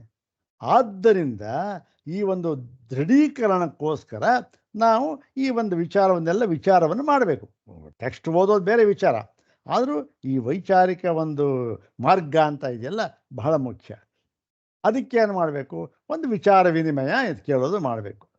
ಅದಕ್ಕೆ ನನಗೆ ಇಲ್ಲೊಂದು ಈ ಪ್ರಸಂಗಕ್ಕೆ ಪಟ್ಟಿಲ್ವೋ ಗೊತ್ತಿಲ್ಲ, ಒಂದು ಜ್ಞಾಪಕ ಬಂತು ನೆನ್ನೆ ದಿವಸ ಈ ಒಂದು ಮಾಡಿದೆ. ಏನಂದರೆ ಒಬ್ರಿಗೊಬ್ಬರು ಅಂತಲ್ಲ, ಈ ವಿಚಾರವನ್ನು ನಾವು ಅವರಿಂದ ಕೇಳೋದು, ನಾವು ಅದನ್ನು ಮನನ ಮಾಡೋದು, ನಾವು ದೃಢೀಕರಿಸಿಕೊಳ್ಳೋದು, ಇವೆಲ್ಲ ಬೇಕು. ಈ ಒಂದು ಸಂದರ್ಭದಲ್ಲಿ ನನ್ನೊಂದು ಮಾತು ಜ್ಞಾಪಕ ಬಂತು. ಯಾವುದಂದರೆ ಈ ಪ್ರಸಿದ್ಧವಾದ ಒಂದು ವಾಕ್ಯ ಇದೆ ನೋಡಿ, ಯಾವುದು, ವಾದೇ ವಾದೇ ಜಾಯತೆ ತತ್ವಬೋಧ ಅಂತ ಒಂದು ವಾಕ್ಯ ಇದೆ. ಅದೆಲ್ರಿಗೂ ಸಾಮಾನ್ಯವಾಗಿ ಗೊತ್ತಿರುತ್ತೆ. ವಾದೇ ವಾದೇ ಜಾಯತೆ ತತ್ವಬೋಧ ಅಂದರೆ ಇಲ್ಲಿ ವಾದ ಅಂತಂದ್ರೆ ಏನು? ವಾದ ಅಂತಂದರೆ ಏನು ತೋಳು ಮಡಿಸ್ಕೊಂಡು ಅವನು ಒಂದು ವಾದ ಮಾಡ್ದ, ನಾನು ವಾದ ಅಲ್ಲ. ವಾದ ಅಂದ್ರೆ ಏನು ಗೊತ್ತೇನು? ವದ ವ್ಯಕ್ತಾಯಾಮ್ ವಾಚಿ ಅಂತಕ್ಕಂಥದ್ದು. ಅಂದ್ರೆ ಏನು? ನಮ್ಮ ಭಾವನೆಗಳನ್ನು ವ್ಯಕ್ತಪಡಿಸಿ ಹೇಳತಕ್ಕಂಥದ್ದು ಅಷ್ಟೇ ವಾದ. ಮತ್ತೆ ಅವರ ಏನು ಅನಿಸಿಕೆ ಅದನ್ನು ಕೇಳ್ತಕ್ಕಂಥದ್ದು. ಅವ್ರೇನು ಹೇಳ್ತಾರೆ ಕೇಳೋದು, ನಾವೇನು ಹೇಳ್ತೀವಿ ಹೇಳೋದು. ಇದು ಇಷ್ಟೇ ವಾದವೇ ಹೊರತು ಇನ್ನೇನು ತೋಳು ಮಾಡಿಸ್ಕೊಂಡು ಜಗಳ ಕಾಯೋದಾಗಲಿ, ವಾದ ವಿವಾದ ಈ ಮಾಡೋದಾಗಲಿ ಅಲ್ಲ. ವಾದೇ ವಾದೇ ಜಾಯತೆ, ಹೀಗೆ ಮಾಡ್ತಾ ಇದ್ರೆ ನಮಗೆ ತತ್ವಬೋಧವಾಗುತ್ತೆ ಅಂತ ಹೇಳಿದ್ರು. ಇದನ್ನ ಹೇಳಿದವರು ಯಾರು? ಆಯಿತು, ವಾದೇ ವಾದೇ ಯಾರೋ ಸಾಮಾನ್ಯರು ಹೇಳಿಬಿಟ್ಟಿದ್ರೆ ಅದಕ್ಕೆ ಅಂಥ ಬೆಲೆ ಏನ್ರಿ ವಾದ ಯಾಕ್ರಿ ಮಾಡಬೇಕು, ನಾವು ಯಾರ ಹತ್ರ ವಾದ ಮಾಡಲ್ಲ ಕಣ್ರಿ, ನಾನೇನು ತಿಳ್ಕೊಂಡಿದ್ದೀನಿ ಅಷ್ಟೇ ಸಾಕು ನನಗೆ ಅಂದರೆ, ಇದನ್ನು ಹೇಳಿದವರು ಯಾರು? ಈ ಥರ ಇದ್ರೆ ಅವ್ರು ಹೇಳ್ತಾ ಇದ್ದೀರ ಯಾರು ಅಂದರೆ, ಇದು ಹೇಳಿದವರು ಶುಕ ಮಹಾಮುನಿಗಳು, ಬೇರೆ ಯಾರೂ ಅಲ್ಲ. ಯಾರಿವರು? ಶುಕ ಮಹಾಮುನಿಗಳು. ಅವರು ಯಾರು? ಜ್ಞಾನ ಚಕ್ರವರ್ತಿ. ಮತ್ತೆ ಅಷ್ಟೇ ಅಲ್ಲ, ವೈರಾಗ್ಯ ಚಕ್ರವರ್ತಿ. ನೋಡಿ, ಅವ್ರ ವಿಚಾರ ಗೊತ್ತಲ್ಲ. ಎಂತಹ ವೈರಾಗ್ಯ ಚಕ್ರವರ್ತಿ ಅಂತಂದರೆ, ಕಾಳಿದಾಸನ ಮಾತು, ವಿಕಾರ ಹೇತೌ ಸತಿ ವಿಕ್ರಿಯಂತೆ ಯೇಷಾಂ ನ ಚೇತಾಂಸಿ ತಯೇವ ಧೀರಾಃ. ವಿಕಾರ ಹೇತೌ ಸತಿ ನ ವಿಕ್ರಿಯಂತೆ. ಎಲ್ಲ ವಿಕಾರಗಳ ಒಳಗೆ ಕೂತಿದ್ದಾನೆ. ಏನು, ಇಲ್ಲಿ ಏನೋ ನೃತ್ಯ ನಡೀತಾ ಇದೆ, ಅಲ್ಲಿ ಸಂಗೀತ ನಡೀತಾ ಇದೆ, ಇಲ್ಲಿ ಯಾವುದೋ ಒಂದು ದೃಶ್ಯ ಇದೆ, ಹಿಂದೆ ಒಂದು ದೃಶ್ಯ ಇದೆ, ಸೇರ್ಕೊಂಡ್ಬಿಟ್ಟಿದ್ದಾನೆ. ಎಲ್ಲ ಬೇಕಾಷ್ಟು ಜನ ಇದ್ದಾರೆ, ಮನಸ್ಸನ್ನು ವಿಕಾರಗೊಳಿಸ್ತಕ್ಕಂಥವ್ರು ಬೇಕಾಷ್ಟು ಜನ ಇದ್ದಾರೆ. ಇಷ್ಟರ ಮಧ್ಯೆ ಇದ್ದರೂ ಕೂಡ ಎಲ್ಲೋ ಅರಣ್ಯದಲ್ಲಿ ಕೂತ್ಕೊಂಡ್ಬಿಟ್ಟು, ಓ ನೋಡ್ರಿ ನನ್ನ ಮನಸ್ಸು ವಿಕಾರ ಆಗೋದೇ ಇಲ್ಲ ಅಂದರೆ, ಅರಣ್ಯದಲ್ಲಿ ಯಾರು ಇರ್ತಾರೆ ವಿಕಾರ ಮಾಡೋಕ್ಕೆ? ಯಾರೂ ಇಲ್ಲ. ಇಲ್ಲಿ ಮೆಜೆಸ್ಟಿಕ್ ಹೋಗಬೇಕು. ಇಂತಹ ಸಂದರ್ಭದಲ್ಲಿಯೂ ಕೂಡ ಯಾರ ಮನಸ್ಸು ವಿಕಾರವಾಗುವುದಿಲ್ಲವೋ ಅವನು ಧೀರ. ಅದಕ್ಕೆ ಉದಾಹರಣೆ ಯಾರು? ಶುಕ ಮಹಾಮುನಿಗಳು. ಅವ್ರು ಎಂಥದ್ದೇ ಆಗಿರಲಿ. ಅದಕ್ಕೆ ಒಂದು ಈ ಪದ್ಮ ಪುರಾಣ ಅಂತ ಕಾಣುತ್ತೆ. ಅದು ಮೋಸ್ಟ್ಲಿ ನನಗೆ ಸರಿಯಾಗಿ ಜ್ಞಾಪಕ ಇಲ್ಲ. ಸ್ಕಂದ ಪುರಾಣ ಇರಬೇಕು, ಇಲ್ಲ ಪದ್ಮ ಪುರಾಣ ಇರಬೇಕು, ಎರಡರೇ. ಇದರಲ್ಲಿ ಒಂದು ಆಖ್ಯಾಯಿಕೆ ಬರುತ್ತೆ. ಏನದು? ರಂಭಾಶುಕ ಸಂವಾದ ಅಂತಕ್ಕಂಥದ್ದು. ರಂಭಾಶುಕ ಸಂವಾದ ಇದು ಸ್ವಲ್ಪ ಡಿವಿಯೇಟ್ ಆದರೂ ಕೂಡ ಇದು ಎಷ್ಟು ಯಾತಕ್ಕೆ ಬೇಕು, ಯಾರು ಹೇಳಿದ್ರು ಅಂತ ಅನ್ನೋದು ಕೇಳ್ತಾ ಇದ್ದೇನೆ. ರಂಭಾಶುಕ ಸಂವಾದ ಅಂತ, ಅದರಲ್ಲಿ ಶುಕ ಮಹಾಮುನಿ ಹೇಳ್ತಕ್ಕಂಥ ಮಾತು ಏನು? ಸ್ವರ್ಗದಲ್ಲಿ ಸಭೆ ಏರ್ಪಾಡಾಗುತ್ತೆ. ಅದ್ಯಾವ ಸಭೆ ಅದು? ಅದ್ಯಾವುದೋ ತತ್ವ ವಿಚಾರ ಮಾಡೋ ಸಭೆ ಏನೂ ಅಲ್ಲ. ಅದು ಸುಮ್ಮನೆ ಒಂದು ಮನೋರಂಜನೆ ಸಭೆ. ಅದು ದೇವತೆಗಳಿಗೆ ಏನೋ ಮನೋರಂಜನೆ ಬೇಕಾಗಿತ್ತು, ಆ ರಂಭೆ ಊರ್ವಶಿಯನ್ನು ಕರೆಸಿದ್ರು, ಒಂದು ಡ್ಯಾನ್ಸ್ ನೃತ್ಯ ಏರ್ಪಾಡು ಮಾಡಿದ್ರು, ನಡೀತಾ ಇದೆ. ಅದಕ್ಕೇನು ಮಾಡಿದ್ರು? ಭೂಲೋಕದಿಂದ ಯಾರು ಕರಿಬೇಕು ಅಂತ ಹೇಳಿದ್ರು. ಸ್ವಲ್ಪ ಈ ಕುಚೋದ್ಯ ಅಂತಾರಲ್ಲ, ಕುಚೋದ್ಯ, ಸ್ವಲ್ಪ ತಮಾಷೆ. ನೋಡಿ, ಇದು ನಾವು ಮಾಡ್ತಾ ಇರ್ತಕ್ಕಂಥದ್ದು ಮನೋರಂಜನೆ. ಇದು ಹೌದು ತಾನೆ? ಇದಕ್ಕೆ ಭೂಲೋಕದಲ್ಲಿ ಒಬ್ಬ ಇದ್ದಾನೆ, ಶುಕ ಮಹಾಮುನಿ ಅಂತ. ಅವನೇನೋ ಪರಮ ವೈರಾಗ್ಯ ಚಕ್ರವರ್ತಿ ಅಂತೆ. ನೋಡೋಣ, ಅವನು ಕರೆಸಿ ನೋಡೋಣ ಅಂದ್ಬಿಟ್ಟು ಸುಮ್ಮನೆ ಒಂದು ವ್ಯಂಗ್ಯವಾಗಿ ಒಂದು ಇದಾಗಿ ಶುಕ ಮಹಾಮುನಿಗೆ ಇನ್ವಿಟೇಷನ್ ಹೋಯಿತು. ಶುಕ ಮಹಾಮುನಿಗಳು ಬಂದರು, ಸಭೆ ನಡೀತಾ ಇದೆ. ಏನು ಊರ್ವಶಿ, ರಂಭೆ, ಮೇನಕ ಎಲ್ಲರೂ ಕೂಡ ಸಿದ್ಧರಾಗ್ಬಿಟ್ಟಿದ್ದಾರೆ ನರ್ತನಕ್ಕೆ. ಆಗ ನರ್ತನ, ದೇವಲೋಕದ ನರ್ತನ, ಸಂಗೀತಗಾರರು, ಯಾರವರು, ಕಿನ್ನರರು ಶುರು ಆಯಿತು. ಆಗ ಈ ರಂಭೆ ಈ ಕರೆಸಿದ್ದೇ ಇವ್ರನ್ನ ಯಾತಕ್ಕೆ, ಏನೋ ಒಂದು ಚೋದ್ಯ ಇವ್ರ ಇದನ್ನು ಪರೀಕ್ಷೆ ಮಾಡೋದು ಯಾವುದಕ್ಕೂ ಗೊತ್ತಿಲ್ಲ, ಕರೆಸಿಬಿಟ್ಟೆ. ಅದಕ್ಕೆ ಶುಕ ಮಹಾಮುನಿಗಳು ಹೇಳ್ತಾಳೆ, ಏನು ಮಹಾಮುನಿಗಳೇ ನೀವು ಬಂದ್ರಲ್ಲ, ಎಲ್ಲಿ ಭೂಲೋಕದಲ್ಲಿ ಇಲ್ಲಿಗೆ ಬಂದ್ರಲ್ಲ, ಆಹಾ ಎಂಥ ಮಾರ್ಗ ಅದು, ಏನು ಮಾರ್ಗ ಅದು ನೋಡಿ. ನೀವು ಬರ್ತಾ ಇರ್ತಕ್ಕಂಥ ಮಾರ್ಗದಲ್ಲಿ ಎಂತೆಂತಹ ಮಾವಿನ ಮರಗಳ ಚಿಗುರು, ಅಲ್ಲಿ ಕೋಗಿಲೆಲ್ಲ ಕೂಗುತ್ತಾ ಇವೆ, ಅಲ್ಲಿ ಏನು ಪರಿಸರ ಹೇಗಿದೆ, ಸುತ್ತಲೂ ಕೂಡ ಅರಣ್ಯ, ಹಸಿರು ಹಸಿರು ಹಸಿರು, ಎಲ್ಲಿ ನೋಡಿದ್ರು ಹಸಿರು, ಮೇಲ್ಗಡೆ ನೋಡಿದ್ರೆ ದುರ್ಬಲವಾದ ಆಕಾಶ, ಋತು ಯಾವುದು, ವಸಂತ ಋತು, ಎಲ್ಲ ಚಿಗುರು ಬಿಟ್ಟಿದೆ, ಕೋಗಿಲೆಗಳು ಕೂಗುತ್ತಾ ಇವೆ. ಇಂತಹ ಸಂದರ್ಭದಲ್ಲಿ, ಪರಿಸರದಲ್ಲಿ ಎಂತಹ ಈ ಒಂದು ಮನೋದಾರ್ಢ್ಯವುಳ್ಳ ಸ್ತ್ರೀಯಾದರೂ ಕೂಡ ಆ ಒಂದು ಮನೋಸ್ಥೈರ್ಯವನ್ನು ಕಳೆದುಕೊಳ್ಳುವಂಥ ಸನ್ನಿವೇಶ ಅಲ್ಲಿ. ಅಂಥ ಸನ್ನಿವೇಶ ನೀವು ಬಂದಿದ್ದೀರಾ ಅಂತ ಹೇಳಿ ಅದನ್ನು ವರ್ಣನೆ ಮಾಡ್ತಾಳೆ. ಯಾವುದು ಆ ಬಂದ ಮಾರ್ಗನ ಏನು ಹೇಳ್ತಾಳೆ ಅವಳು ರಂಭೆ, ಮಾರ್ಗೇ ಮಾರ್ಗೇ ನೂತನಂ ಚೂತ ಖಂಡಂ, ಖಂಡೇ ಖಂಡೇ ಕೋಕಿಲಾನಾಂ ವಿರಾವಃ, ರಾವೇ ರಾವೇ ಮಾನಿನಿ ಮಾನಭಂಗೋ, ಭಂಗೆ ಭಂಗೆ ಮನ್ಮಥಃ ಪಂಚಬಾಣಃ. ಇಷ್ಟೆಲ್ಲ ಆಯಿತು. ಎಂಥ ಮಾನಿನಿಯರು ಅಂದರೆ, ಆ ಮಾನವಂತರು ಅಂದರೆ ಅವರು ಮನೋದಾರ್ಢ್ಯವುಳ್ಳವರು ಅಂತ ಅಷ್ಟೇ, ಇನ್ನೇನಿಲ್ಲ. ಮಾನಭಂಗ ಅಂದರೆ ಏನು, ಮಾನಭಂಗ ಅಂದರೆ ಕೆಟ್ಟ ಅರ್ಥ ಅಲ್ಲ, ಇದು ಯಾವುದನ್ನು ಆ ಅವರ ಮನಸ್ಸಿನ ದೃಢತೆಯನ್ನು ಭಂಗಗೊಳಿಸ್ತಕ್ಕಂಥ ಸನ್ನಿವೇಶ ಎಲ್ಲ ಅದು. ಯಾರಿಗದು? ಮಾನಿನಿಯರಿಗೆ, ಸಾಮಾನ್ಯದವರಲ್ಲ ಅವರು, ಸ್ತ್ರೀಯರು. ಈ ಮನಸ್ಸನ್ನು ದೃಢಪಡಿಸಿಕೊಂಡಿರ್ತಕ್ಕ ಅವರಿಗೇ ಮನಸ್ಸು ವಿಚಲಿತವಾಗುವಂಥ ಸಂದರ್ಭ ಅದು. ಇಷ್ಟೆಲ್ಲ ಆದರೆ ಅಲ್ಲಿ ಕಾಯ್ಕೊಂಡು ಕೂತಿದ್ದಾನೆ ಒಬ್ಬ, ಯಾರು, ಇವನ ಮನಸ್ಸು ಭಂಗ ಆಯಿತು, ಇವ್ರದ್ದು ಹಿಡ್ಕೊಂಡು ಕೂತಿದ್ದಾನೆ ಅವರು 5 ಬಾಣನ, ಮನ್ಮಥ ಪಂಚಬಾಣ, 5 ಬಾಣ ಹಿಡ್ಕೊಂಡ್ಬಿಟ್ಟಿದ್ದಾನೆ. ಅರವಿಂದ, ಅಶೋಕ, ಅಚೂತ, ನವಮಲ್ಲಿಕ, ನೀಲೋತ್ಪಲ ಹಿಡ್ಕೊಂಡು ಕಾಯ್ಕೊಂಡು ಕೂತಿದ್ದಾನೆ.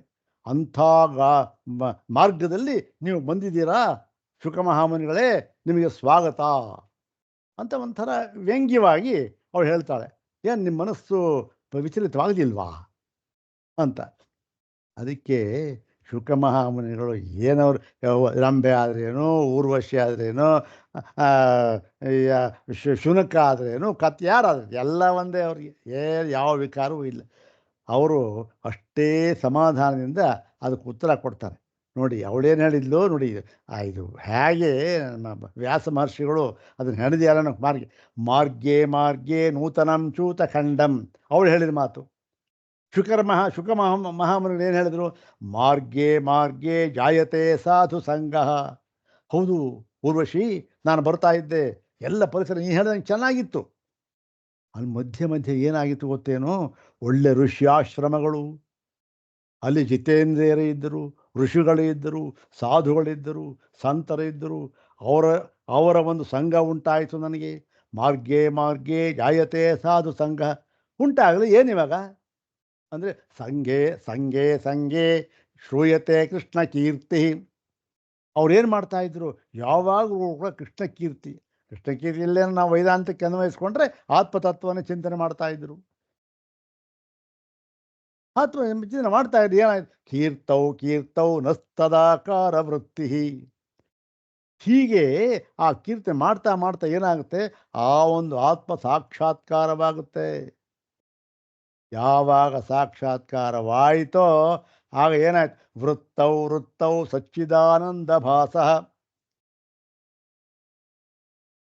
ಆ ಒಂದು ಸಾಕ್ಷಾತ್ಕಾರವಾಯಿತು ಅಂದರೆ ಸಚ್ಚಿದಾನಂದ ಭಾಸ ಅಂದರೆ ಆತ್ಮಸ್ವರೂಪ ನಮಗೆ ಬೆಳಕಿಗೆ ಬರುತ್ತೆ, ತೋರ್ಪಡಿಸ್ಕೊಳುತ್ತೆ ಅಂಥೇಳಿ ಇವಳು ಹೇಳ್ತಾರಲ್ಲ, ಮಾರ್ಗೇ ಮಾರ್ಗೇ ನೂತನಂ, ಅದನ್ನು ಈ ಒಂದು ಮಾರ್ಗದಿಂದ ಹೇಳ್ತಾರೆ. ಇದು ಎರಡನೇದು. ಪ್ರಕೃತ ಇವತ್ತು ನಾನು ಹೇಳಿದ ವಾದೇ ವಾದೆ ಅಂತಕ್ಕಂಥದ್ದು, ಇದರಲ್ಲಿ 2 ಪದ್ಯನ ಅವ್ರು ಹೇಳ್ತಾರೆ. ಈ ಮುಂದಿನ ಪದ್ಯ ಇಲ್ಲಿ ಬರುತ್ತೆ. ಏನಿದು ನೋಡಿ, ಮುಂದಿನ ಪದ್ಯ, ತೀರ್ಥೆ ತೀರ್ಥೆ ನಿರ್ಮಲಂ ಬ್ರಹ್ಮ ವೃಂದಂ. ವೃಂದೇ ವೃಂದೇ ತತ್ವಚಿಂತಾನುವಾದಃ ವಾದೇ ವಾದೇ ಜಾಯತೆ ತತ್ವಬೋಧಃ ಬೋಧೆ ಬೋಧೆ ಭಾಸತೆ ಚಂದ್ರಚೂಡಃ. ಆಹಾ, ತೀರ್ಥೇ ತೀರ್ಥೇ ನಿರ್ಮಲಂ ಬ್ರಹ್ಮವೃಂದಂ. ತೀರ್ಥಗಳು ಅಂದರೆ ಪವಿತ್ರವಾದ ಸ್ಥಳಗಳು. ಯಾವುದು ಋಷಿಮುನಿಗಳಿದ್ದರು ಆ ವನಸ್ಥಳಗಳು, ಮಹಾರಣ್ಯ, ಮಾವನ ಎಲ್ಲ ಇತ್ತು, ಕೋಗಿಲೆ ಎಲ್ಲ ಇತ್ತು ಅಲ್ಲಿ. ಅದನ್ನೆಲ್ಲ ನಾವು ನೋಡಬೇಕಾದ್ದು, ಇದನ್ನು ನೋಡಬೇಕು. ತೀರ್ಥೇ ತೀರ್ಥೇ ನಿರ್ಮಲಂ ಬ್ರಹ್ಮವೃಂದಂ. ಅಲ್ಲಿ ನಿರ್ಮಲ ಮನಸ್ಸಿನ ಬ್ರಹ್ಮವೃಂದ. ಬ್ರಹ್ಮವೃಂದ ಅಂದ್ರೇನು? ಬ್ರಹ್ಮ ಅಂದರೆ ಬ್ರಾಹ್ಮಣರು ಅಂತ ಅರ್ಥವಾಗುತ್ತೆ. ಬ್ರಹ್ಮ ಅಂದರೆ ಬ್ರಹ್ಮವಿದರು ಅಂತ ಅರ್ಥ. ಬ್ರಹ್ಮವಿದರ ಸಮೂಹವೇ ಇತ್ತು ಅಲ್ಲಿ. ಏನು ಮಾಡ್ತಾ ಇದ್ರು? ವೃಂದೇ ವೃಂದೇ ತತ್ವಚಿಂತಾನುವಾದ. ಅವರೆಲ್ಲ ಸೇರಿಕೊಂಡು ತತ್ವಚಿಂತೆಯನ್ನು ಚಿಂತನೆ ಮಾಡ್ತಾ ಇದ್ರು. ಯಾಕೆ ಚಿಂತನೆ ಮಾಡ್ತಾ ಇದ್ರು ಅಂದರೆ, ಪರಸ್ಪರ ಚಿಂತನೆ ಮಾಡಿದಾಗ ವಾದೇ ವಾದೇ ಜಾಯತೆ ತತ್ವಬೋಧ. ವಾದ ಮಾಡುವುದರಿಂದ ತತ್ವಬೋಧ ಉಂಟಾಗುತ್ತೆ. ತತ್ವಬೋಧ ಯಾವಾಗ ಆಯಿತೋ ಅಂದ್ರೇನು? ತತ್ವಬೋಧ ಅಂತಂದ್ರೆ ಒಂದೇ, ವಾಕ್ಯಾರ್ಥ ಜ್ಞಾನ ಅಂದ್ರು ಒಂದೇ. ಯಾವಾಗ ವಾಕ್ಯಾರ್ಥ ಜ್ಞಾನವಾಯಿತೋ ಬೋಧೆ ಬೋಧೆ ಭಾಸತೆ ಚಂದ್ರಚೂಡ. ಭಾಸತೆ ಚಂದ್ರ, ಪರಮೇಶ್ವರ. ಆ ಪರಮೇಶ್ವರ ನಮಗೆ ತೋರ್ಪಡುತ್ತಾನೆ ಅಂತಕ್ಕಂಥದ್ದು ಈ ಒಂದು ಈ ರಂಭ ಇದರ ಸಂವಾದ ತುಂಬ ಚೆನ್ನಾಗಿದೆ. ಒಂದು 38-40 ಪದ್ಯ ಇರಬೇಕು ಅಂತ ಕಾಣುತ್ತೆ. 30 ಪದ್ಯ ಇದೆ. ಅದರಲ್ಲಿ ಈ ಮಧ್ಯ ಇರತಕ್ಕಂಥ ಪದ್ಯಗಳು ತುಂಬ ಚೆನ್ನಾಗಿದೆ. ಅದರಲ್ಲಿ ಇವೆ ಏನ್ರಿ, ವೇದಾಂತದಲ್ಲಿ ಇಂತಹ ಶೃಂಗಾರ ಎಲ್ಲ ಇದು ನಾವು ತುಂಬ ಏನು ತಪ್ಪಿದ್ರು ಈ ಒಂದು ಪದ್ಯ ನೋಡಿದಾಗ ಈ ಒಂದು ಶೀಲ ಅಶ್ಲೀಲ ಅಂತಕ್ಕಂಥದ್ದು ಖಂಡಿತವಾಗಲೂ ಕೂಡ ಯಾವ ಒಂದು ಹೊರಗಿನ ವಸ್ತುವಿನಲ್ಲೂ ಇಲ್ಲ. ಯಾವುದೋ ಒಂದು ನೋಡ್ತೇವೆ, ಏನ್ರಿ ಇದು ತುಂಬ ಅಶ್ಲೀಲ ಅಂತವೆ ಅಂದರೆ ಅಶ್ಲೀಲ ಅಂತಕ್ಕಂಥದ್ದು ಆ ಪದಾರ್ಥದಲ್ಲಿ ಇಲ್ಲ. ಖಂಡಿತ ಅದು ಅಶ್ಲೀಲವಲ್ಲ. ಮತ್ತು ಎಲ್ಲಿ ಕಾಣ್ತಾ ಹೇಳ್ತಾ ಇದ್ದೀವಲ್ಲ ಅಂದರೆ ಅಯ್ಯ ನಿನ್ನ ಮನಸ್ಸಿನಲ್ಲಿದೆ ಕಣೆ ಅದು ಅಷ್ಟೇ. ಹಾಗೆ ನಮ್ಮ ಮನಸ್ಸಿನ ಒಂದು ಭಾವ ಅಷ್ಟೇ. ಶೀಲಾಚಿ ನಿಜವಾಗಿ ಇಲ್ಲವೇ ಇಲ್ಲ, ಯಾವುದೂ ಇಲ್ಲ. ಈ ಒಂದು ವಿಚಾರದಲ್ಲಿ ಯೋಚನೆ ಮಾಡ್ತಾ ಇದ್ರೆ ಇದು ನಮಗೆ ತತ್ವಬೋಧ ಆಗುತ್ತೆ ಅಂಥೇಳಿ ಅಲ್ಲಿ ಕೊನೆಯದೊಂದು ಮಾತು ಹೇಳಿ ಮುಗಿದೋಯ್ತು. ಇವತ್ತು ಏನು ದಯವಿಟ್ಟು ಕ್ಷಮಿಸಿ. ಕೊನೆಯಲ್ಲಿ ಒಂದು ಮಾತು ಅವಳು ಹೇಳ್ತಾಳೆ. ಯಾರು? ರಂಭೆ. ಎಷ್ಟೇ ಅವಳು ಅವರ ಶೃಂಗಾರ ವರ್ಣನೆ ಪೂರ್ಣವಾಗಿದೆ ಅದರಲ್ಲಿ. ಅದನ್ನು ಹೇಳಿದ್ರು ಇವಳು ಏನು ಅದಕ್ಕೊಂದು ಶ್ಲೋಕ, ಅದಕ್ಕೊಂದು ಪದ್ಯ. ಅವಳು ಆ ಶೃಂಗಾರ ಪೂರ್ಣವಾಗಿ, ಇವಳು ವೈರಾಗ್ಯ ಪೂರ್ಣವಾಗಿ ಇನ್ನೊಂದು ಶ್ಲೋಕ, ಅದೇ ಒಂದು ವೃತ್ತದಲ್ಲಿ ಅದೇ ಒಂದು ಇದನ್ನು ಹಾಕಿ ಹೇಳ್ತಾಳೆ. ಆ ಕೊನೆಯಲ್ಲಿ ಹೇಳ್ತಾಳೆ, ಇಷ್ಟೆಲ್ಲ ನಾನು ಹೇಳ್ತಾ ಇದ್ದೀನಿ, ನಿನ್ನ ಮನಸ್ಸು ಒಂದು ಚೂರೂ ವಿಚಲಿತವಾಗಲಿಲ್ವಲ್ಲ, ಅಲ್ಲಿಗೆ ನನಗೆ ಯಾಕೋ ಸ್ವಲ್ಪ ಸಂದೇಹ ಆಗ್ತಾ ಇದೆ. ಯಾತ್ರ ಮೇಲೆ? ನಿನ್ನ ಪೌರುಷದ ಮೇಲೆ ಸಂದೇಹ ನನಗೆ ಅಂದ್ಬಿಡ್ತಾಳೆ. ಎಲ್ಲಿ ನೋಡಿ ಎಂಥ ಮಾತು ಹೇಳ್ಬಿಟ್ಲು. ನಿನ್ನ ಪೌರುಷದ ಮೇಲೆ ಸಂದೇಹ ನನಗೆ ಅಂದ್ಬಿಟ್ಲು. ಕೊನೆ ಪದ್ಯ ಹೇಳ್ತಾಳವಳು, ಸುಗಂಧೈ ಸುಪುಷ್ಪೈ ಸುಶಯ್ಯಾ ಸುಕಾಂತ ವಸಂತೋ ಋತು ಪೂರ್ಣಿಮಾ ಪೂರ್ಣಚಂದ್ರ ಯದಾ ನಾಸ್ತಿ ಪುಂಸ್ತ್ವಂ ನರಸ್ಯ ಪ್ರಭೂತಂ ತತಃ ಕಿಂ ತತಃ ಕಿಂ ತತಃ ಕಿಂ ತತಃ ಕಿಂ. ಸುಗಂಧಯುತವಾಗಿದೆ, ಪುಷ್ಪಭರಿತವಾಗಿದೆ, ಒಳ್ಳೆ ದೊಡ್ಡ ಮೆತ್ತನೆ ಹಾಸಿಗೆ ಇದೆ, ಅನುಕೂಲೆಯಾದ ಹೆಂಡತಿ ಇದ್ದಾಳೆ. ಋತು ಯಾವುದು? ವಸಂತ. ಎಲ್ಲಿರತಕ್ಕಂಥದ್ದು? ಲತಾಗ್ರಹ, ಲತೆಗಳಿದೆ. ಮೇಲೆ ಏನು? ಪೂರ್ಣಿಮಾ, ಶರದ್ ಋತು, ಪೂರ್ಣಚಂದ್ರ ಇದ್ದಾನೆ.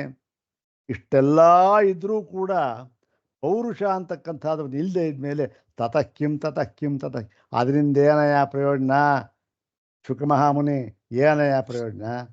ಜೀವನ ಯಾಕಿರಬೇಕು? ಇವತ್ತಿನ ಎಷ್ಟೋ ಜನಗಳ ಒಂದು ನಿಲುವು ಕೂಡ ಇದೇ ಆಗಿದೆಯಲ್ಲ, ಎಲ್ಲ ಇದ್ದಾಗ ಅನುಭವಿಸ್ಬೇಕ್ರಿ ಅಂತಂತಾರೆ. ಏನು ಪ್ರಯೋಜನ ಅಂತ ಹೇಳಿಬಿಡ್ತಾಳೆ. ಅವಳ ಪೌರುಷಕ್ಕೆ ಸವಾಲು ಹಾಕ್ಬಿಡು. ಆಗ ಶುಕಮಹಾಮುನಿಗಳು, ಇದು ಸ್ವಲ್ಪ ಪ್ರಸಿದ್ಧವಾಗಿರ್ತಕ್ಕಂಥ ಶ್ಲೋಕ, ಶಂಕರ ಭಗವತ್ಪಾದರು ಕೂಡ ಇದನ್ನೇ ಸ್ವಲ್ಪ ತಗೊಂಡು ಮಾಡಿದಾರೋ ಏನೋ ಗೊತ್ತಿಲ್ಲ. ಶುಕಮಹಾಮುನಿ ಏನು ಹೇಳ್ತಾರೆ ನೋಡಿ ಅದಕ್ಕೆ. ಹೌದಮ್ಮ, ನೀ ಹೇಳಿದ ಸರಿ. ಸ್ವರೂಪಂ ಶರೀರಂ ನವೀನಂ ಕಲತ್ರಂ ಧನಂ ಮೇರುತುಲ್ಯಂ ವಚಶ್ಚ ರುಚಿತ್ರಂ.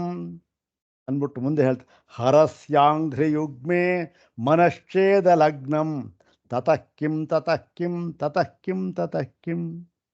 ಹೌದಮ್ಮ, ನೀ ಹೇಳಿದ ಎಲ್ಲ ಇದೆ, ಒಳ್ಳೆ ಹಾಸ್ಯ ಇದೆ, ಎಲ್ಲ ಇದೆ, ಎಲ್ಲ ಪ್ರತಿಯೊಂದು ಇದೆ, ಸ್ವರೂಪ ಇದೆ, ಶರೀರ ಇದೆ, ನವೀನಂ ಕಳತ್ರಂ, ನವ ಯೌವನ ಭರಿತವಾದ ಹೆಂಡತಿ ಇದ್ದಾಳೆ, ಎಲ್ಲ ಧನ ಮೇರು ತುಲ್ಯಂ, ಯಥೇಚ್ಛವಾಗಿ ಧನ ಇದೆ, ವಚಶ್ಚಾರು ಚಿತ್ರಂ, ಹೆಂಡತಿ ಎಂಥ ಮಾತಾಡ್ತಾ ಇದ್ದಾಳೆ ಗೊತ್ತೆ, ಅತ್ಯಂತ ಪ್ರಿಯಳಾದ ಹೆಂಡತಿ, ಪ್ರಿಯಾಗಿ ಮಾತಾಡ್ತಾ ಇದ್ದಾಳೆ. ಇಷ್ಟೆಲ್ಲ ಇದ್ದರೂ ಕೂಡ ಹರಸ್ಯಾಂಘ್ರಿಯುಗ್ಮೆ ಮನಶ್ಚೇದ ಲಗ್ನಂ.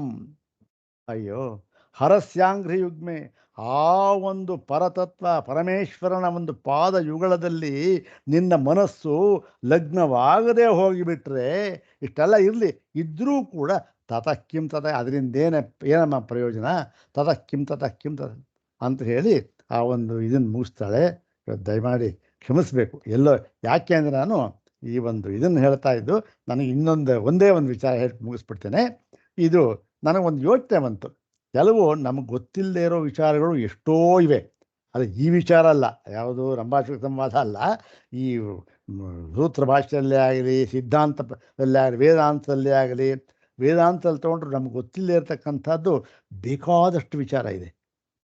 ಅದನ್ನು ನಾವು ಯಾವ ತಿಂಗಳಿಗೆ ಒಂದು ದಿವಸ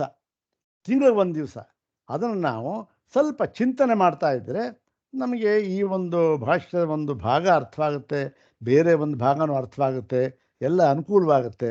ಇದು ಒಂಥರ ವಾದೇ ಜಾಯತೆ ತತ್ವಬೋಧ ಅಂತಕ್ಕಂಥದ್ದು. ಅದಕ್ಕೆ ನನಗೊಂದು ಮನಸ್ಸು ಬಂತು, ಯಾವತ್ತಾರು ಸಹ ಪ್ರತಿ ತಿಂಗಳಲ್ಲಿ ಕೊನೆಯ ಒಂದು ಲಾಸ್ಟ್ ವೀಕ್ನಲ್ಲಿ ಯಾವುದಾದ್ರು ಒಂದಿನ ಯಾವುದಾದ್ರೂ ಒಂದು ಸಬ್ಜೆಕ್ಟ್ ತಗೊಂಡು, ಅದನ್ನು ನೀವು ಬೇಕಾದ್ರೂ ಹೇಳ್ಬೋದು, ಯಾರು ಬೇಕಾದ್ರೂ ಮಾಡೋದು, ಒಂದು ಸಬ್ಜೆಕ್ಟ್ ತಗೊಂಡು ಅದ್ರ ಬಗ್ಗೆ ಒಂದು ವಿಚಾರ ಅಷ್ಟೆ ಮಾಡಿದ್ರೆ ನಮ್ಮ ಜ್ಞಾನವೂ ವೃದ್ಧಿ ಆಗುತ್ತೆ, ಮತ್ತು ಈ ಒಂದು ಎಷ್ಟೋ ವಿಚಾರಗಳಲ್ಲಿ ಸಂಶಯವೂ ಕೂಡ ನಿವಾರಣೆ ಆಗುತ್ತೆ. ಅದನ್ನು ಯೋಚನೆ ಮಾಡಿ ನೀವು ಯೋಚನೆ ಮಾಡಿ ಸೂಕ್ತವೇ ಇಲ್ಲವೇ ಅಂತ ಹೇಳಿದ್ರೆ ಮುಂದಿನ ಭಾಗ ನೋಡೋಣ. ದಯವಿಟ್ಟು ಕ್ಷಮಿಸಬೇಕು, ಇವತ್ತೇನು ಭಾಷ್ಯ ಭಾಗ ಆಗಿಲ್ಲ, ನಾಳೆ ನೇರವಾಗಿ ಭಾಷ್ಯ ಭಾಗವನ್ನು ಪ್ರವೇಶ ಮಾಡೋಣ. ಓಂ ಶಾಂತಿ ಶಾಂತಿ ಶಾಂತಿ. ಓಂ ತತ್ಸತ್.